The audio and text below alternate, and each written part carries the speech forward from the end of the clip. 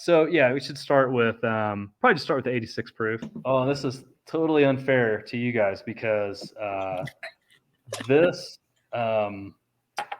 bottle is probably from about, I'm going to say 2012 or 2013. So what I have on this one is going to be a little different than yours because we slowly started transitioning just, a little bit, the profile over the years. You don't want to move quickly. You want to move slowly. And one nice thing about our situation is being a destination distillery, the number of people that come through our 2 tasting rooms and our restaurant and bar is, about 500,000 people a year. So we get to really, we live a focus group. And so as you listen to people and see where their palates are and what clicks for them, I always try to tailor it to what people want. So that's cool. So what I have here is a little different than yours, but so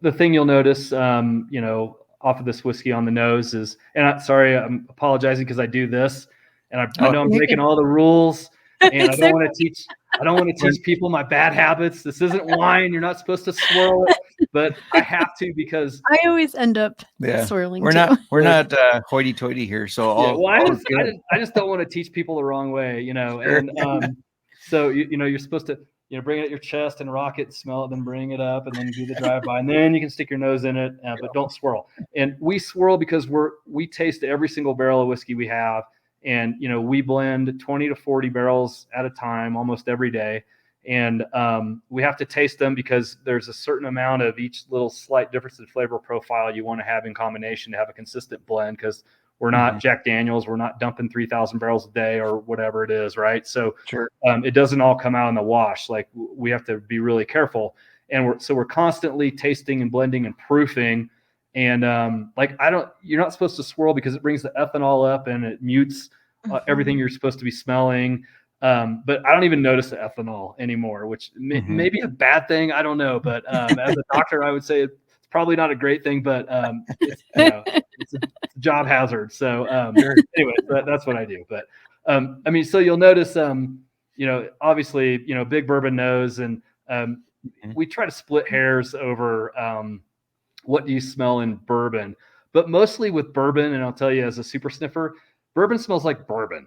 You know what I mean? That bourbon note. It is what it is, and it's a combination of things that you try to dissect out. But you'll notice, that if you drink a lot of bourbon, you'll be like, okay, this is probably not a wheated bourbon. Okay, so what you're going to smell is you're going to smell the rye, and so the rye is coming through as like some spicy notes, and then you're going to get mature wood, and then you get the things that you're accustomed to in almost every bourbon, right? You've got brown sugar and some vanilla, and so it's the classic bourbon profile, but smells a little more spicy, a little more rye forward, and most importantly, not angular on the oak. So not young oak, but mature oak.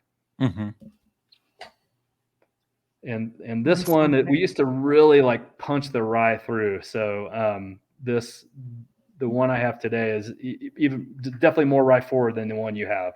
Yeah.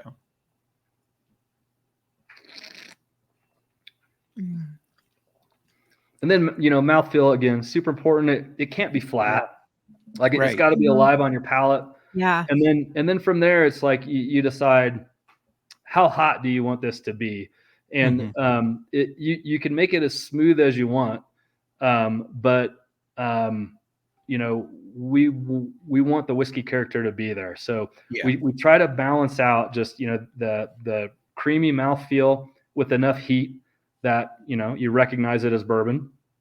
And then I love a spicy finish and I love a long finish. And, those are signature things we strive for. If we don't have that, then it's a failure for us, because that's super important. I want a big finish, and I want it to be, nice but long. Yes, no, this is good. And I can definitely tell it's high rye bourbon, which is my type of bourbon. I love rye. Yes.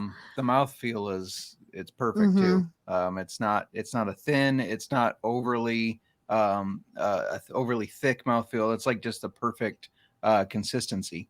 Yeah. And for this is right where we want this product to be. And it's great that you have the 105 because, I feel like there are niches you have to fill with your products, or that you should figure out how to fill. And so for us, like, this is what, almost everyone should be drinking. And then from there, there's a reason why for every other product that we have, which we can get into. But this is 86 proof. It's 86 because that's where it has to be for the American palate right now. If you go less than 86, you really start to notice a thinness. Immediately, like shockingly quick. By the time you're at 84, it's like you're like, whoa, that's a big change. And then as you go up, I feel like it gets better till you get to about 92, and then it starts getting kind of hot until you get to 105. And magically at 105, just, for our mash bill, the way it works, at 105, magic happens. And so 105 is where that's my favorite proof to drink it at. But for the average American consumer, you can't just put 105 proof bourbon out there. And plus, the government really takes it out of your hide on excise taxes. So the higher the proof, the more the excise tax. So you've got to keep cranking the bottle cost up. So interesting. That's why the 105 costs more than the 86. Yeah, I just to touch on what you said about, you can make it as smooth as you want. I feel like when we originally started drinking whiskey, it was like we sought out the smooth ones, and it was almost, we look back now and it's like we didn't even know what we were talking about, because it was like, oh yeah, that's really smooth. But with smoothness, sometimes I feel like you lose flavor and you lose something standing out.